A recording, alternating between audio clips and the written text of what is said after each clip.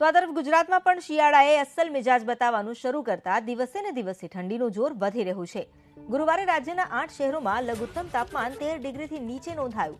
Naliya 8.5 degree સાથે રાજ્યનું cold city રહ્યું।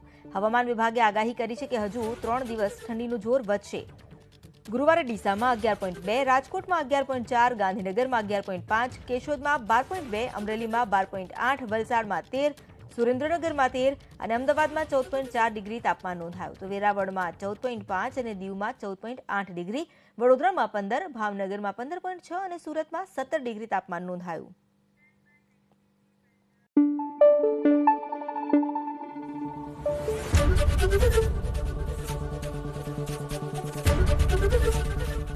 एबीपी अस्मिता, गुजरातनी अस्मिता।